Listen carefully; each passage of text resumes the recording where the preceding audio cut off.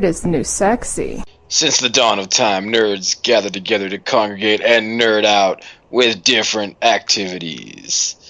Welcome to Nerds New Sexy, episode 21. We're going to be talking about all things nerdy. We're talking about cons, Ren fairs, anime cons, all the stuff that brings the nerds out of their houses, out of the basements of their parents' house, and into sunlight.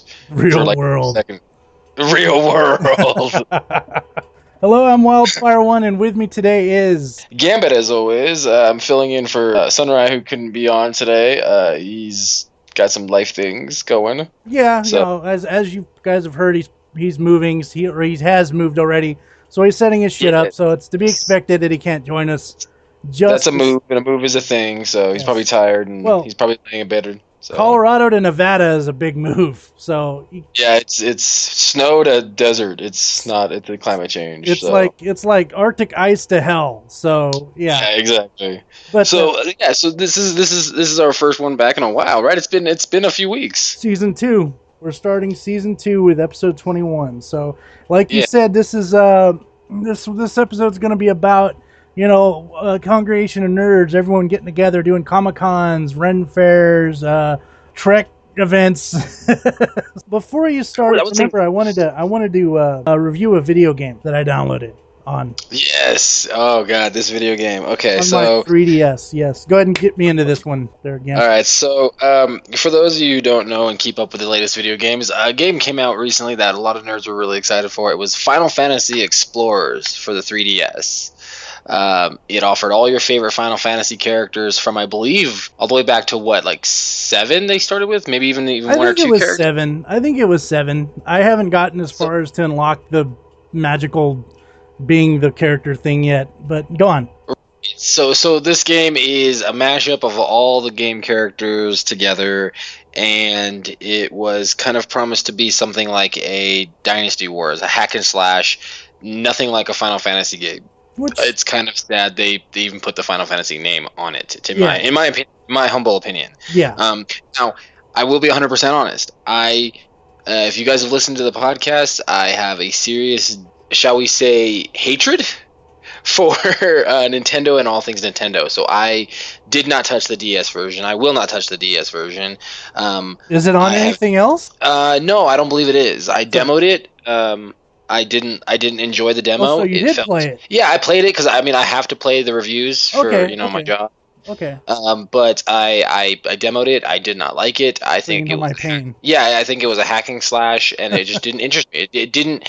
When I think of, like, okay, in a game like that where it's like, be your favorite character, I thought I was going to be able to pick my favorite character, like Sephiroth, and then be Sephiroth fighting against all the other characters from the Final Fantasy universe, and that's not the way the game plays out. It plays out where you pick one character, and then as you hack and slash, you get to use magic to be the next character. I don't... Let me give you a rundown. First and foremost, I've got the game. I paid $40 for it.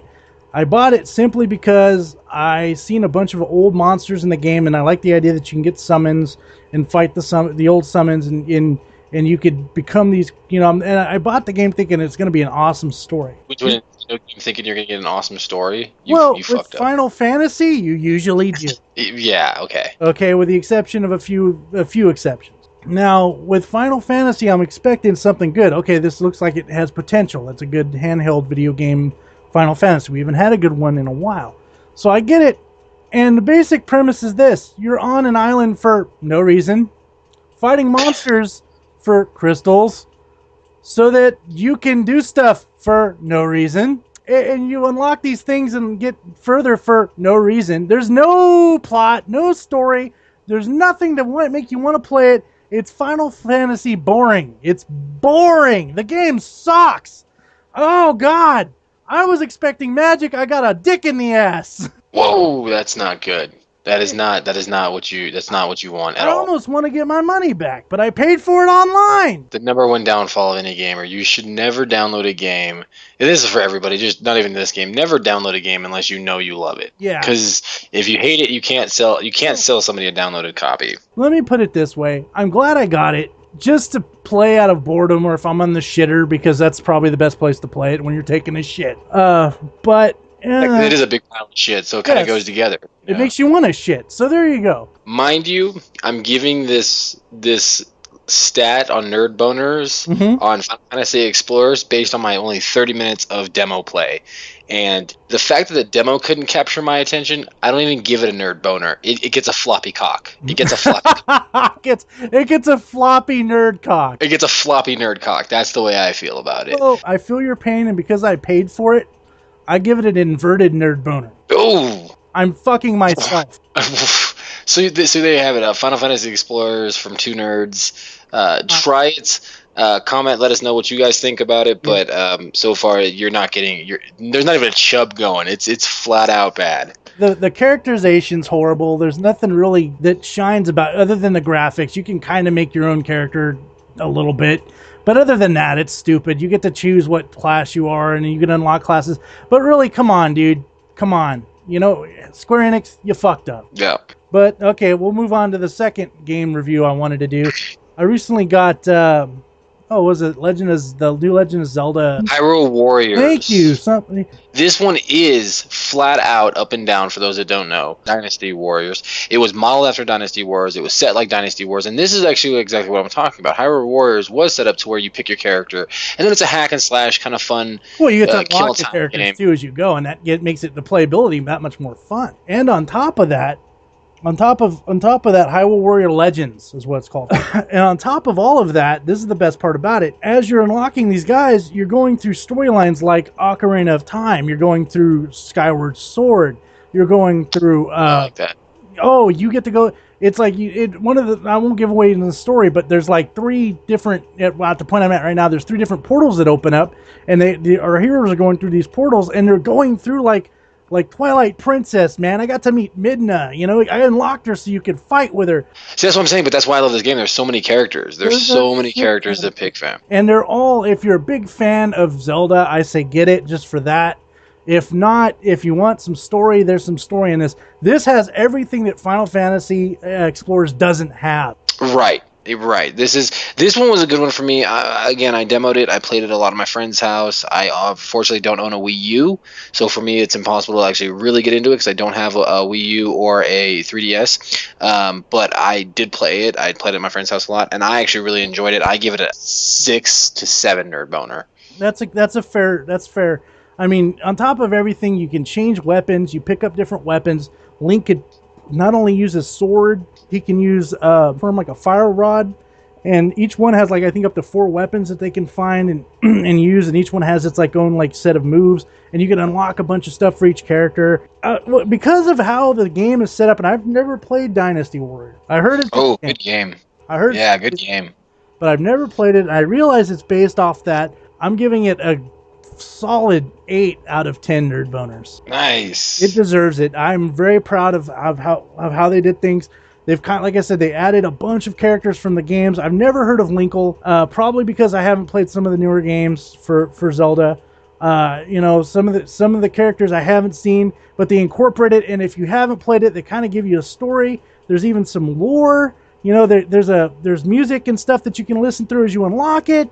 The game is just good. They did it right. So, small golf clap for Nintendo on that one. For me, let's start with the good stuff, the really meat of what a nerd is, and that is the cons. So we're talking anime cons, comic cons, game cons, of any kind, whether it be Denver, WizardCon, whatever state you're in. There's a million of them. I do keep up on them.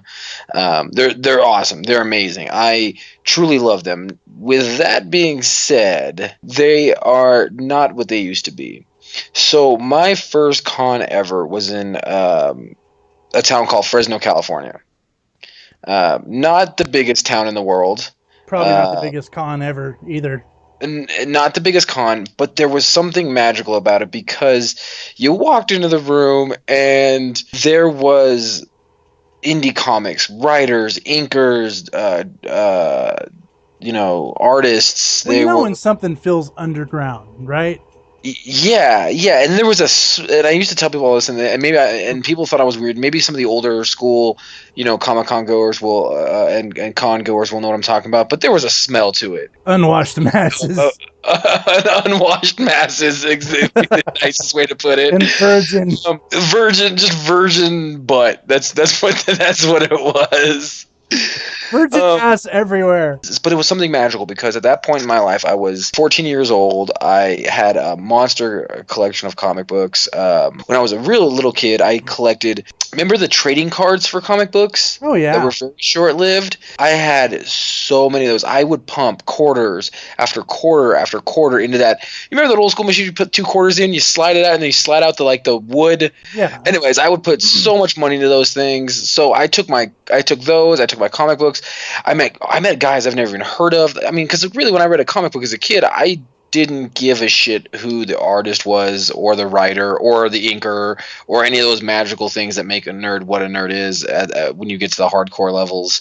I just liked it for the storyline. So here I came into this world where I have all these people who feel exactly the same way, who got this really kind of special attachment to the characters in these books, and it was an awesome event, and I felt accepted. It's like you're going back to the hive, you know. You're like, oh, this is home. Yeah, this is home. This is where I should be. This is what I should be doing. There was food and vendors, and there were people playing Magic, and there were people playing D&D. Then they had like an arts and crafts section where you could buy collectibles and paint them yourself. Mm-hmm. I mean, it was a thumping good time, but it was small. And yeah. it was small, and it was a tight-knit group of people. And even as a kid, I've always heard about the legendary con, San Diego Comic-Con. Oh yeah. The big one, the Big Daddy. Now granted, I didn't have the means as a kid to go to it. Not that I was like a poor kid, but just I don't have the means as an adult to go to it, man.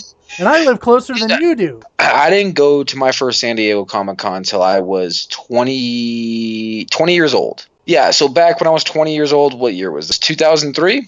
Sounds about right. Nerdism was still kind of like blossoming into it. I take it back. 2004. 2004. Okay. So not a whole lot of comic book movies out yet. Still kind of blossoming into what it is. So I got a great.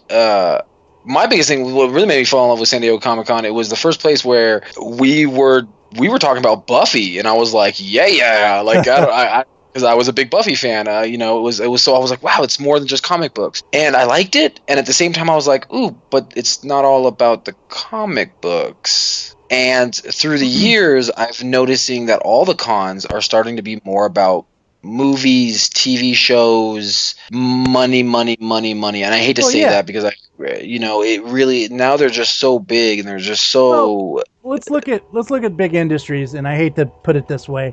Let's look at big industries, man. They leech on to whatever is, trending. And what's trending right now? Oh, nerd. Nerd is trending. Nerd is trending. Nerd is king of the world. We are the new sexy. That's why you see all these sexy ass chicks dressed as bitches. They don't even know who the hell they are. Who are you? What's your name? I'm Sukara. Oh, get out of my face. And I don't want to go too negative with this podcast. I really don't, because I love the cons. I truly love the comic. Any comic book con I've been to. Now I can proudly say that on my nerd passport, I have under my belt, I have San Diego Comic-Con, the Big Daddy. Been there 4 times, full weekend passes each time. But the last time I went was back in 2011, so it's been a few years. But I haven't lived in California for quite a while. I've been to Denver's Comic-Con twice. I'm going again this year, so this will be my 3rd year. I've been to Emerald City Comic-Con, which is in Seattle, and I've also been to the Fresno one, which is a very small one. Comic-Con was amazing because when I went to my first one, especially my first one, when I went to San Diego Comic-Con, 20 years old, I was like, all right, I got to meet Stan Lee. I mean, this has got to be my year. And I waited in line. I get up there. I hand him my issue, Enter the Mutant, called Gambit, which obviously my handle's Gambit. I mean, if you guys don't know that I'm obsessed with him, you're not picking up on the subtleties here. He has a naked sex doll of Gambit in his closet. Seriously. I have naked sex doll of Rogue. I love Rogue. The stick is actually a dildo. And yeah. No, I tell people all the time, if you are a girl and you cosplay Rogue, instantly fall in love. It's just a thing. I hate to say it's the same thing with me and Harley Quinn, but not so much these days because everyone is fucking Harley Quinn. So I walk up, right? Here's Stan Lee, right? The man. And of course, he calls me true believer, which I was like, oh, I am a true believer. I love this world. He called me what? So I will follow you to the depths of hell, Stanley. You just tell me where to go, buddy. So I get to shake his hand. He signs my issue, which is I will gladly put it up on my Facebook. We'll tag it through so all the nerds listening out there can see it and nerd out and be like, oh, jealous. And it was great. It was maybe 2.5, 3 minutes of meeting them. That was it. A handshake. Obviously asked me about it. And I put down my book and I said, this is my favorite. Thank you for writing X-Men. This is my favorite character. I know this book wasn't really yours. You're not the artist or the graphic, but you got to sign it. He's like, no, not a problem. He pulls out of the sleeve, signs it up, and that's what Comic-Con is to me. That's what Comic-Con always will be to me. It's getting to meet the icons. So am I mad that it's getting big and commercialized? No, because yes and no. Yes, well, here's why I say not really, because I really, really love Denver's Comic-Con. I went last year. I got to meet Jordy LaForge for the first time. What's his name? LeVar Burton. Amazing actor. And then what's really funny is I just to be a smart ass, because he knew I was a Star Trek fan. I mean, he has to know. But when I walked up to him, I put out my hand to shake his hand. I was like, "Thank you for reading Rainbow."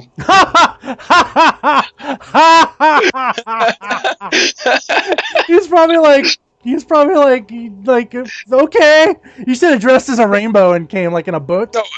Well, no, the best part was he kind of looked at me. He was like, "Really?" And he said that. He's like, "Really?" And I was like, "Hey, man, I'm not joking about my reading Rainbow. I'll sing the theme song to you right now." And he goes, "That's not necessary," because I think he could see that I was serious. Yeah. I really enjoyed reading Rainbow as well. But so I got to meet him. Then I also got to meet one of my other heroes as a kid. I got to meet JDF, also known as Jason David Frank. For those of you who don't know who that is, yeah. that is Green Ranger. The Green Ranger on Power Rangers. One of the most geeked out moments that I had. He was like, "You look familiar. Are you?" I was like, "Yeah, I'm a 20-year martial artist. I've been." He's like, "I think a couple of my guys from Sun Valley have competed against you," and I was like, I will follow you to the depths of hell, JDF. Just tell me where to go. Like, I don't know if he was being nice, because look, Jason David Frank is one of the nicest men you'll ever meet. If you have not followed him on Facebook, follow him on Facebook. He loves his fans. He loves his followers. He truly gives back to the community. He is definitely a role model. And I don't know if he was just being nice.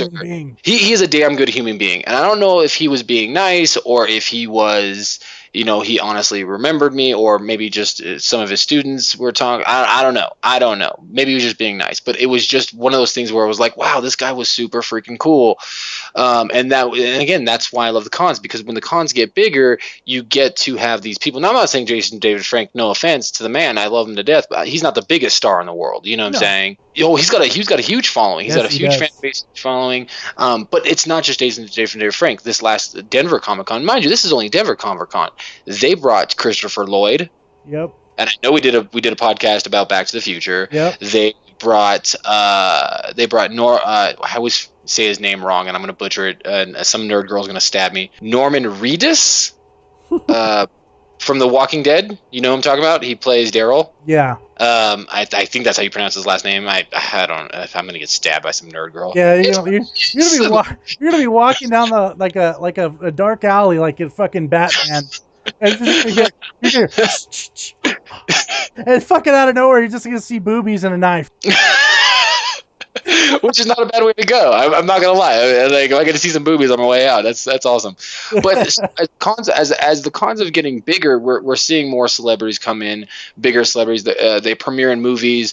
They're premiering movies and TV shows. And that's my love for it getting bigger. That's all my love stories. I mean, I got tons more. I don't want to take up the entire hour just of celebrities that I've met and geeked out with. Well, that's the beauty of Comic-Con, is that you get to do that. Unfortunately, I have never been to one. I have broke, no money. All of our fans out there, if you could help Wild Out get to a Comic-Con, you can bust his cherry. I'm gonna be like, GoFundMe Comic-Con. GoFundMe Comic-Con.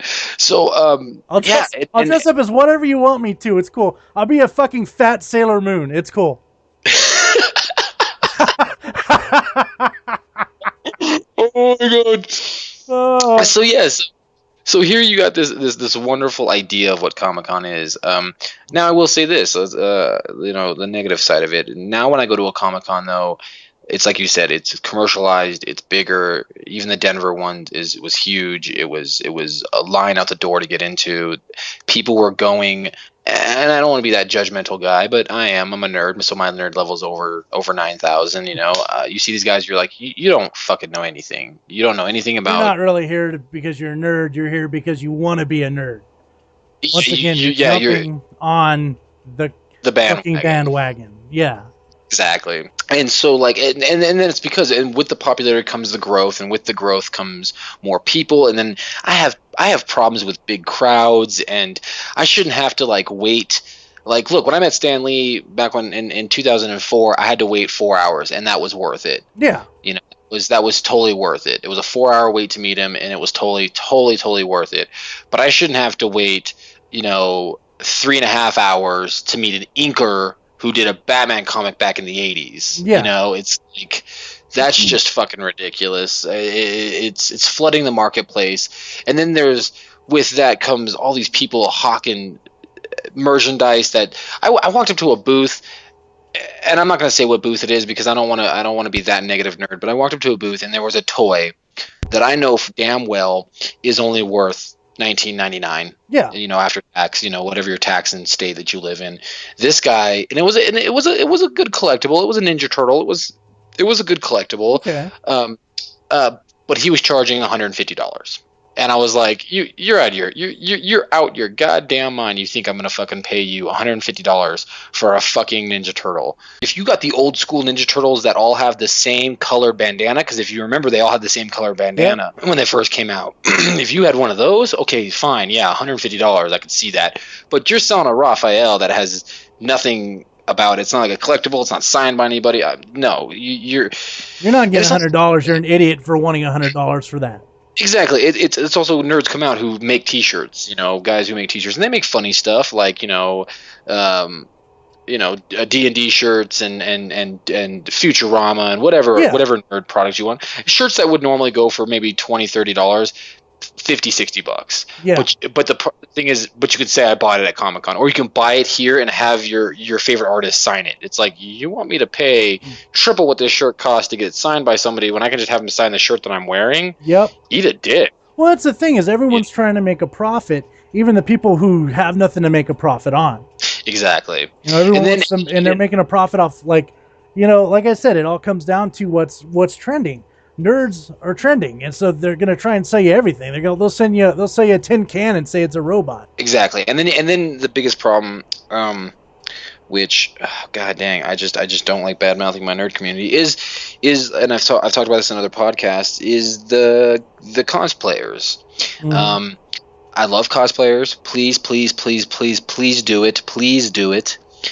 Please put time and effort into it. Please, show your love going. For this one. Keep the trend going is what I'm saying, but the problem is don't go to a Comic-Con or an Anime Con or any of these other cons just to get your picture taken, you attention-seeking whore. And when I say attention-seeking whore, I mean that both ways, for both male and female. Yes. These nerd guys who don't even get anybody to look at them, then dress up as Spider-Man or Batman or whoever, and then they have girls hanging all over them to take pictures, and it's just like, dude, you're holding up, like, you're blocking the traffic, and hot girls just wanting to get their modeling career off the ground. It's like, bitch, get the fuck out of here. And the sad part is everybody wants to be the next Yaya Han. If you don't know who Yaya Han is she is the it girl in cosplay. This girl, I would never call this girl a fake geek girl. She is a geek girl. She is a comic book fan, and she's very, very sexy, so her fame is very warranted and very given. She even had a short-lived TV show called Heroes of Cosplay. I remember that. So she deserves it because she's been in the con world for a very long time. Now, she does like doing cosplay, and she loves taking pictures, and she loves doing judging and stuff like that.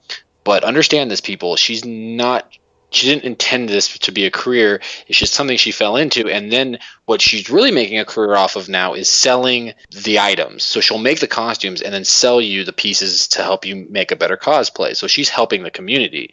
And she's doing it the right way, though. But she's not just going to the con to get her picture taken to boost her self-esteem or get her modeling career off of it, because that's never what it was for her. It was all about the love of cosplay. It's always been about the love of cosplay to her and elevating it to the next level.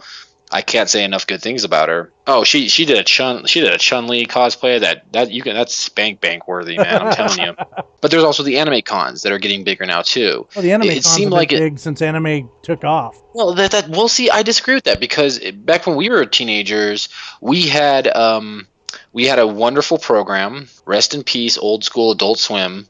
Oh yeah. Toonami. Old school Adult Swim. But it's not what it was, though. No, it's never going to be what it was. And back in those days, like the heyday, for me, the heyday of Toonami was literally a block lineup of Cowboy Bebop, yep, Dragon Ball Z, Ghost in the Shell, Hack.Slash, and there was one more. What else did they do? Yeah, they had a Tenchi on there too, I think.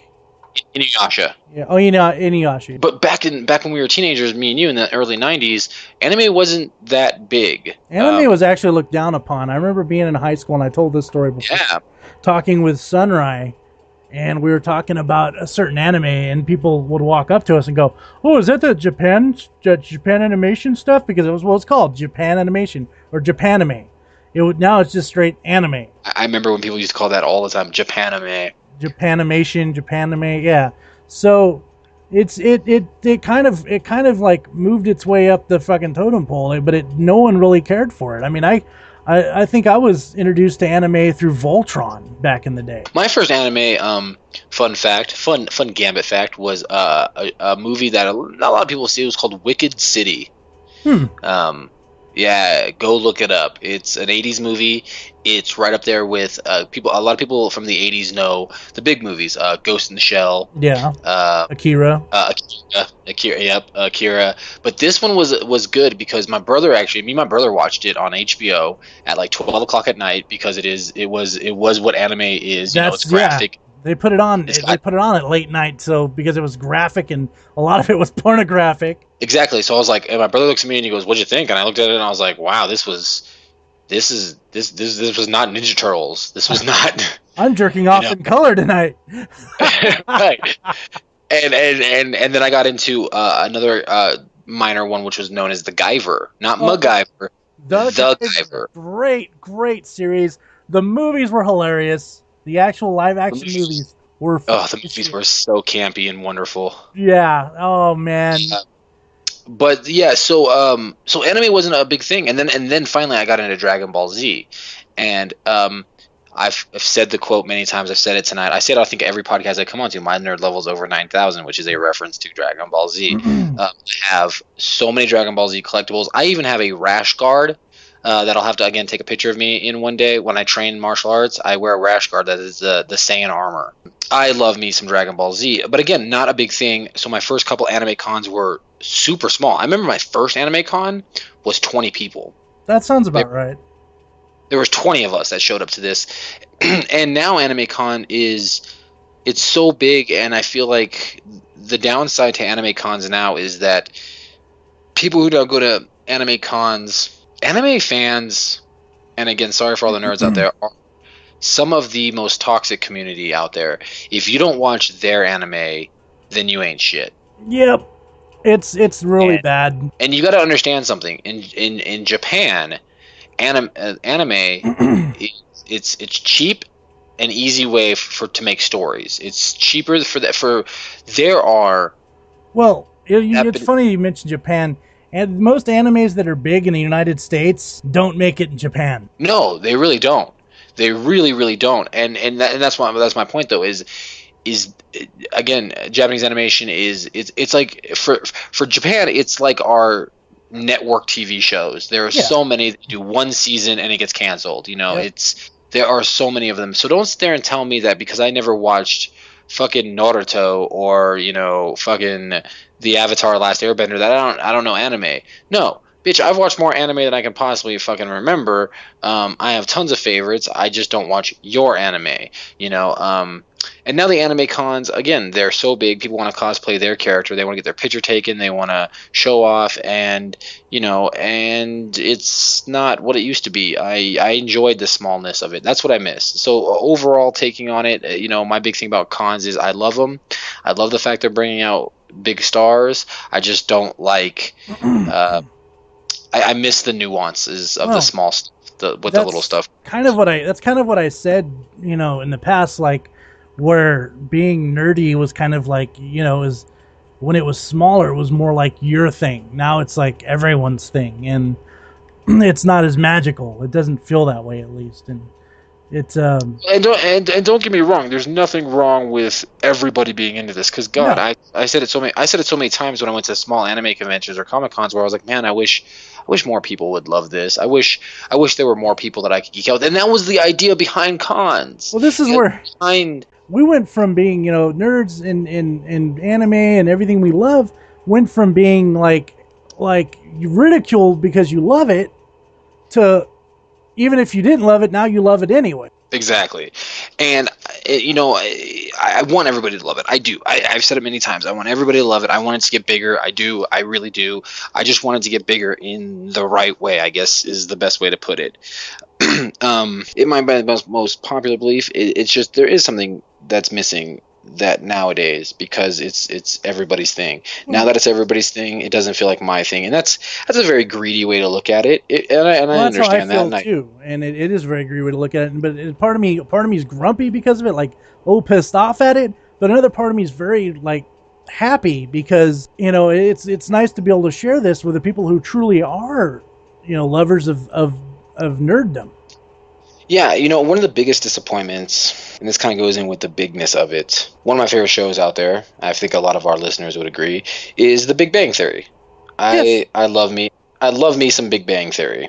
Good old Sheldon. And that's my point. I'm glad you brought it up. Sheldon Cooper, fantastic. The apex of nerd, everything that you think a nerd is, and very intelligent, very nerdy, loves his video games, anime, comic books, all that stuff, gets super excited over it like a little kid, and he's a grown man. The actor that plays him, no idea what he's talking about 90% of the time. He said it at Comic-Con, he said it at cons, and it's just like, dude, don't tell me that. Don't ruin. I know you're a person, I get it, you're an actor, I get it, but don't ruin the fantasy, please. And that's what I feel, and that is a perfect example of what I feel is happening with the cons nowadays. Mm-hmm. The cons nowadays are people who act like they know it and don't really know it. That's not everybody. That is not everybody by no means, no stretch of the imagination. And I damn sure know our listeners out there, all you guys who listen to our sexy, smooth voices, are straight up nerds. You guys are the good ones, one of the big questions I have for anyone who dresses as Harley Quinn is, what's her real name? Oh yeah, if you can't, and you know what, I'll say it. No, you know what? Put it in the comments. If you know, put it in the comments. If you know Harley Quinn's real name, please put it in the comments. Yeah, and bonus question. So that's wild question. What's Harley Quinn's real name? My bonus question. What was her job before she became Harley Quinn? That of course would be the second question I ask. And if they can't answer either one of them, my response would be, you don't deserve to dress as Harley Quinn. You're not Harley Quinn. Imposter. Oh, you know what? You're a phony. Liar! So that's the cons. And now the reason why I convinced Wild to talk about this tonight, because I had a great argument. I know you know where I'm going with this. Mm-hmm. Wild is Ren fairs. That I have gone to. Those of you who don't know what a Ren Fair is, it's a Renaissance festival. It is a travel back in time to a era where disease and and terrible things were happening. Rape and pestilence and horrible people and stinky vaginas everywhere. Unshaven legs. Yes. It was a thing. So what I gotta ask, because I've been ranting a lot on this one, because I gotta start with you.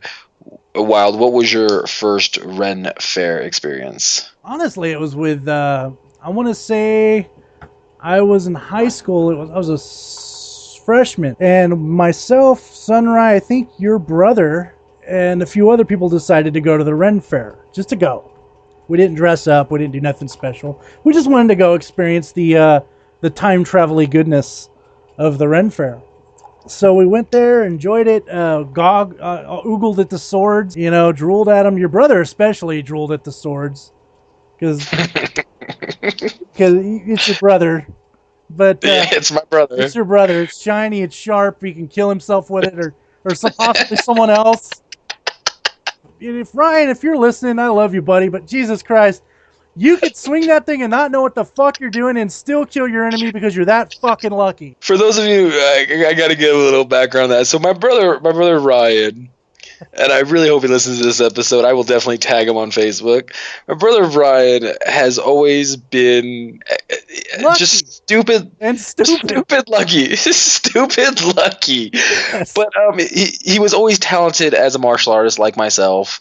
But my brother Ryan loved to collect swords. Matter of fact, I remember that first one that you're talking about because my brother came home that day with a hand-and-a-half Roman sword that we then stabbed the walls of my room repeatedly. Well, actually, I think you're talking about the one he borrowed from Turd Boy. Was that from Turd Boy? Yeah, it was the Conan sword. It was the hand-and-a-half Conan sword. Yeah.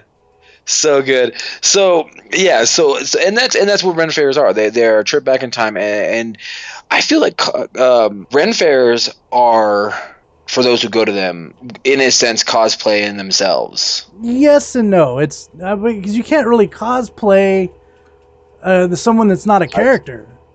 Right. It's more like I think you made a good point earlier. It's more like a Civil War reenactment or something, or something kind of like that. They're dressing and acting as they did in the time. There's nothing better as a full-grown male at this point, and being a non-pussy sensitive male. I hate you pussy PC people. There's nothing better than being at the Ren Fair, drinking a giant horn of ale and saying, "Winch, bring me another ale." There's something. Well, the best part about that is the low-cut dress, with boobies everywhere. Corsets to corsets, and the meat and the food is just delicious. Everything's good. It tastes it's delicious. Everything's good. Expensive as shit, but you know what? It's worth it. And you don't piss the queen off because you'll end up in the shackles and and they get water poured all over you. Yes, and it's beautiful. It's fucking beautiful. It's wonderful. It's a wonderful thing. Yeah, and my exposure was from my mom. Again, I hope my mom's listening to this podcast. Me and my brother wore kilts a lot. I've pleaded. Oh yeah, you gotta love them fucking Scottish, man. Yeah. There's something great about just wearing just a kilt. The Scottish and the English, button heads all the time. You get to a good Ren Fair and you just see the fucking hatred in their eyes when they look at each other. You know that you can cut the fucking tension with a knife, dude. You're just expecting a war to break out right there, and you're just fucking excited. Oh, I loved it. And that's the idea. It's also just a good day out in the park, because they're usually outdoors. You get the occasional gypsy woman, even though I call her gypsy because I can't think of a proper word for it, that does tricks with a crystal ball, like a fushigi ball before it was a fushigi. That was one of the things I used to love to watch. I used to love to watch the belly dancers. Oh yeah. So me, I went to the same Ren Fair. And what was really fun too is drum circles at the Ren fairs. Oh yeah. You got to experience a little bit more because I think your family was a part of kind of like a guild or something, wasn't they? Yeah, me and my brother. My mom had connections at the Ren Fair, lots of friends. My brother actually hooked up with a family who worked the Ren Fair, so my brother worked a lot of the Ren Fairs. I've worked a lot of the Ren Fairs. I used to juggle fire. I did magic tricks. And this year I'm actually going to Denver's Ren Fair. So if any of our listeners are from Denver, you might see me. I'm going to be in full Viking garb this year. So if you see him, he's going to kidnap you and take you to his ship and, I don't know, sell this ocean blue and sacrifice you to his god. Heathen! Well, I will sacrifice the guys to my gods, and I will fuck the women. That's true Viking. So ladies, prepare for a fucking.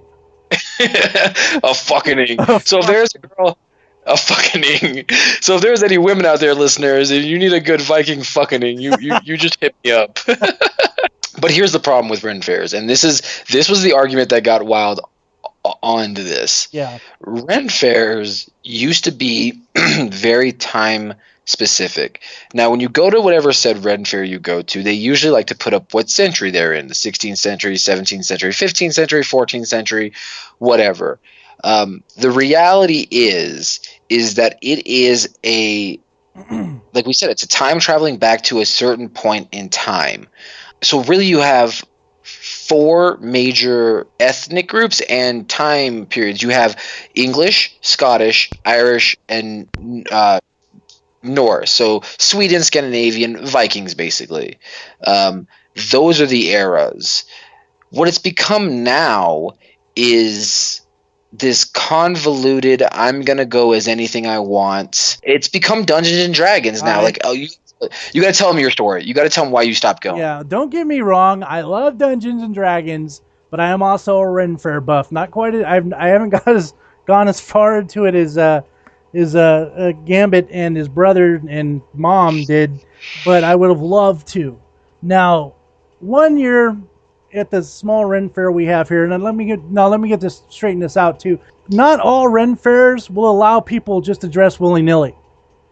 Yes, they have true. rules. You can go. You have to dress to their standards, or you got to pay to go in too. You got to dress to their standards, or you don't get to go in, or you don't get to really interact. Rather, and some people in some fairs do 2 things. One, if you're not dressed time. What's the word I'm looking for? Periodic correct. I don't know. Periodically correct. They will ask you not to partake in any events. You can walk around, but you're not going to be allowed to activate. And then some reward you in the fact that if you go in the proper time period, you get a discount on your entry. Yep.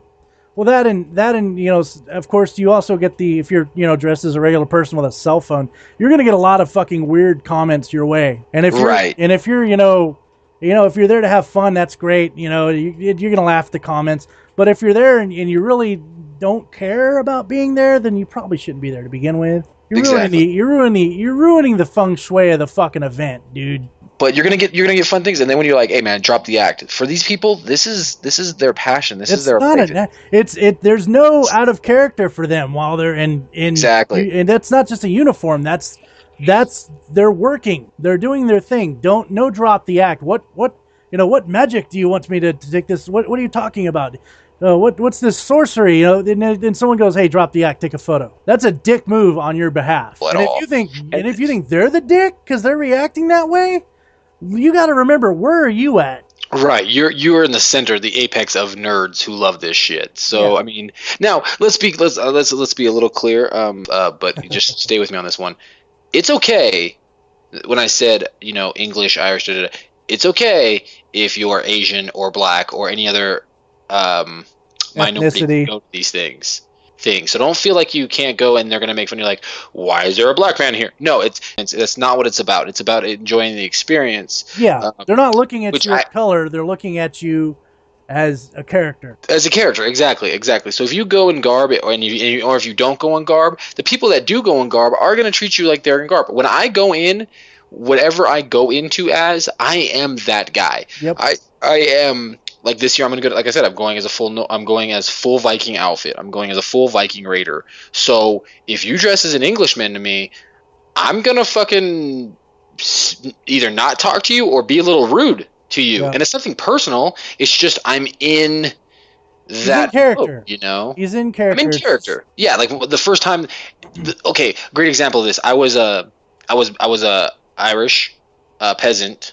That was my cause. That was my outfit that day, and they were walking through the town square. The king and queen, God save the queen. They're doing that whole thing. Yeah. And I was like, oi, fuck the queen. Like I'm Irish, and I said that, and they were like, and they come up, they're like, what did you say? And they had this whole, and I was like, you could take a shite for all I care. I don't give a flying fuck about you or that queen. And they're like, we're going to put this guy in shackles. And I was like, oh, I'm going in shackles now. My mom had a big kick out of it. They put me in shackles. They poured water on my head. And I got this cool little piece of paper that said disrespecting of the queen, you know? Yeah.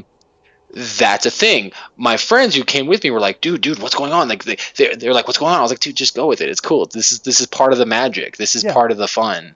If you're doing your role playing, it's like LARP, but it's like chronologically correct. I was gonna say, well, it gets me to what you wanted me to say to begin with. My story. What made me not? Why the whole reason I don't go to the Ren Fair in this area anymore. Ooh. Ooh. I love Renaissance. In high school, I was in charge of the Renaissance Fair. I did a lot of fucking work on it. It was great. I was proud of myself. I can never do the English accent. I can only do the Irish accent. Well, I can't do English. Sunrise can do English much better than I could. I can kind of do it accidentally, but then it turns to like Australian out of nowhere. So I'm walking around and I'm not dressed up. I'm just there enjoying myself like I have in the past. Anyway, as I'm walking along, I see this guy and he looks like he's in a Halloween costume. Kind of like a knighty / I don't know, like a battle mage kind of thing. And I'm walking around and I see this guy and he's talking to two other dudes that look just as ridiculous as he does.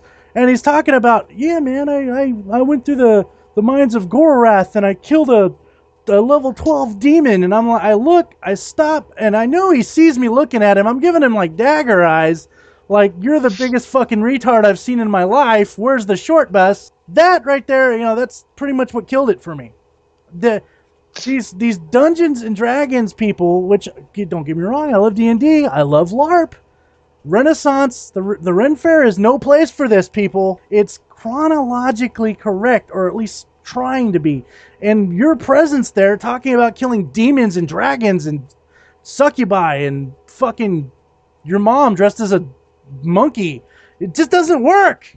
It fucks the vibe up, and it fucks my vibe up. I'm there trying to be back in that time and enjoy my fucking self, and your ass is talking about demons and shit. Fuck you, get your ass back to fucking Supernatural and shut your face before I put a dick in there. I feel better.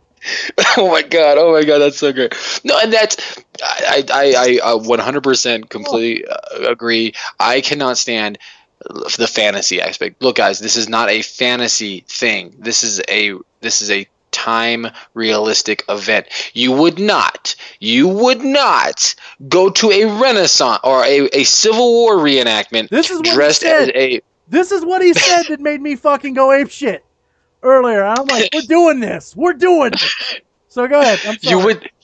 No, it's okay. It's all right. It's all good. You would not go to a Civil War reenactment dressed as a fucking World War II soldier. They would kill your ass. They would.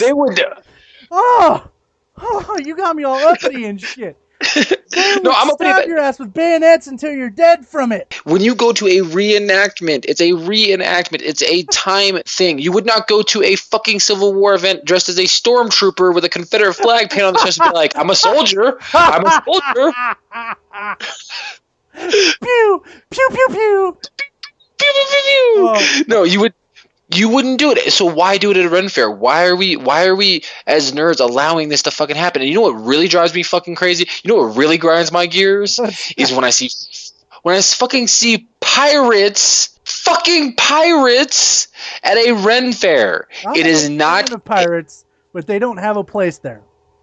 They don't. Look, the Renaissance Fair, historically speaking, the Renaissance time period was about, I'm going to have to fact check this, about 200 years before English and the pirate event. The only said pirates that were around in the Renaissance time were the fucking Vikings. And what really happened with that was and again, I love the man, and a great movie was Pirates of the Caribbean. No, not a great movie. No, not a great movie. Fuck the write-up. Fuck you, Disney. Fuck you, Johnny Depp. Not a great movie. Fucking ruined my childhood. Fucking ruined the best ride in fucking Disneyland. Fuck Johnny Depp. But no, so it's like that drives me crazy. It drives me crazy when I see a woman dressed in elf ears. I'm an elf. I'm here and I'm sexy and I'm an elf and I'm a warrior woman. Oh, it drives me crazy. Oh, it drives me fucking crazy. Elf-ears, I gotta agree with the elf-ears. Like, I just want to snatch them off their head and like, fucking, you're wrong. What's your problem? What you got these fucking ears on for? This isn't Star Trek. Nanu.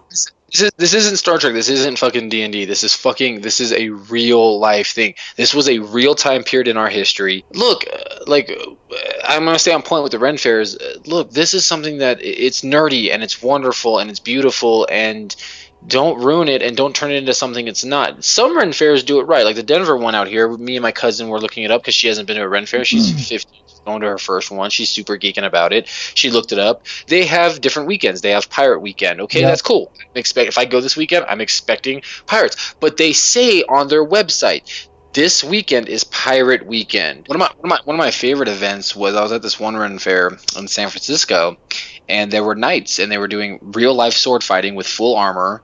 Oh yeah.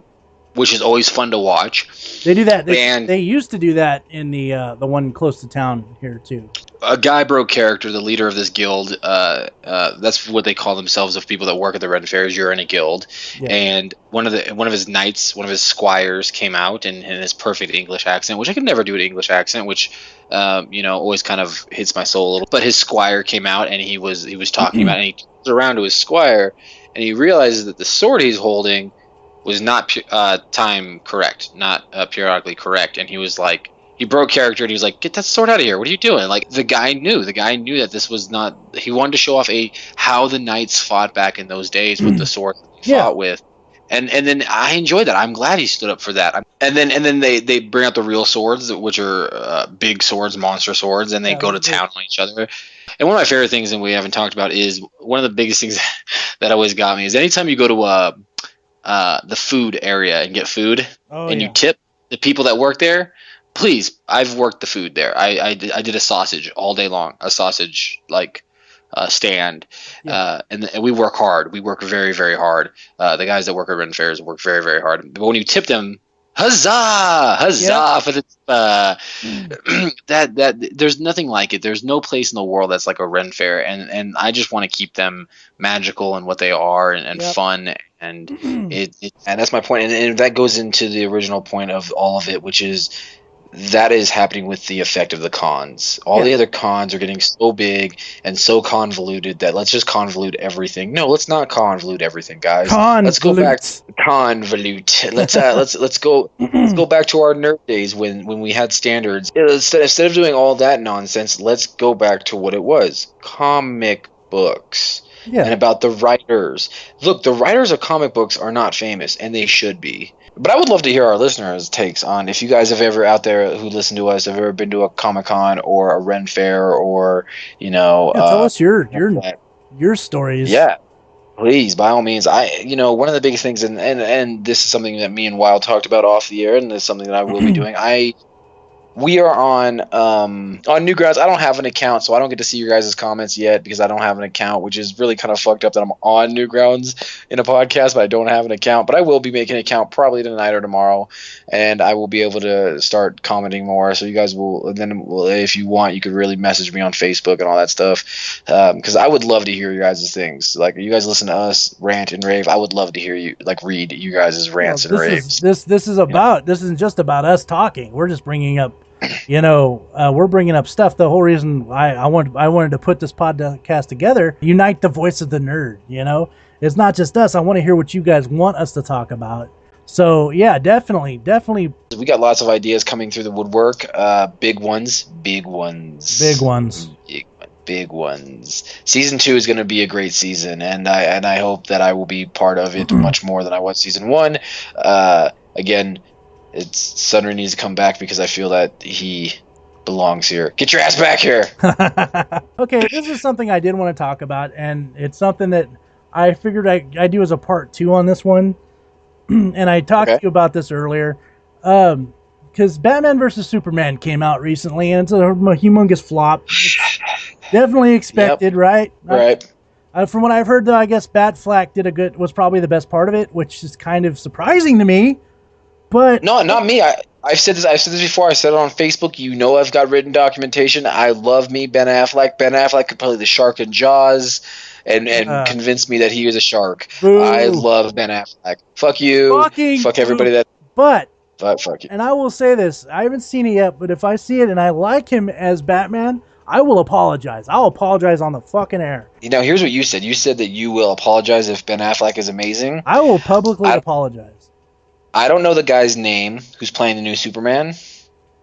He played the last movie. Yeah. And he's playing this one again. He's reprising his. I didn't care for him there. I hated him. I hated the direction they're going with Superman. I hated everything about it. I agree. And that's my.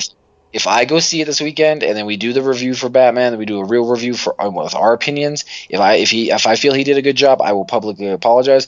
And this is what I'm asking the fans. Now that we have a Batman versus Superman, I want everyone to think about the old, like, you know, from the Christopher Reeves. Yes. Christopher Reeves Superman to, you know, the to nowadays.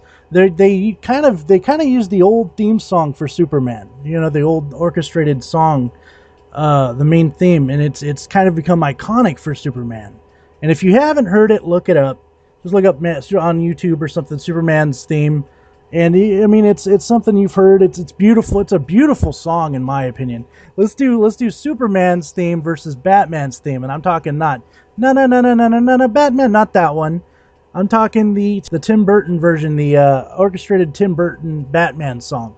Which one would you guys vote for? The Superman or Batman? Oh, that's a good one. See, my vote. Fuck. All right, let me clarify this for my nerds out there. Wild, are you talking about what do we feel is more iconic, or which one strikes our... Which one strikes your fancy the most? Which one do you personally like more? I fucking hate Superman. I hate Superman. That's a rant for a later day. That's a rant for a later day, and I've got very poignant arguments. But with that being said, his theme song, whenever he appears on screen or does something Superman-y, it's iconic. It's memorizing. You leave the theater singing it, in my opinion. Beautiful. It's gorgeous. It's almost up there with the Imperial March from Star Wars, in my opinion. Exactly. So my vote is for the Superman one. See, I'm gonna be biased and say Batman. I'm gonna up the ante. So whoever votes like Superman, Batman. So whoever wins, like, since you chose Superman, if everyone votes Superman, I'll do something extremely goofy that you want me to do on the air. Oh, yes. And if everyone chooses Batman, you know, if we got more Batman than Superman out there, you'll do something goofy that I want you to do on the air. All right. Now, there's no cheating. You can get people to vote, but you can't tell them to vote for one or the other. It has to be an honest vote. So. All right. Now, how long are we going to give them? Oh, until next podcast, or we'll give them till what? This is episode 21. We'll give them to episode 30. I'll count them off the Newgrounds website. So if people put it on the Newgrounds website, or I will count them off of the Facebook, which will be linked on the bottom of our Newgrounds podcast. Feel free to go there and make your vote, whichever one you like the best, whichever song, not character, which had the best. So my plea to the fans out there, vote for me, because I am... Well, they're not voting for you, dipshit. They're voting for Batman. No, they're not voting for Batman. You're going to vote for Superman because... Batman. You're voting for Superman. No, yes, this will be a fun one. We've never done this before, so I'm totally down. I'm totally okay with this. Up in the air. And, you know, an example will be like, I want you to sing Poker Face in your gayest voice. You know? Oh, I can't sing. I cannot sing. Yeah, that's an example. So there you go. Or you know, it could go, if you really wanted to go bad, eat a habanero pepper or something like that. If you guys want to hear us like make each other suffer or embarrass each other one way or another, which we're good at doing, feel free to vote for one or the other. And yeah, we'll definitely have some entertainment. So with that said and done, let's go ahead and end the episode. We're glad you guys listened. Listen next week for episode 22. Yes, which should be a good one. And as always, guys, stay nerdy. Stay nerdy. Goodbye, everybody.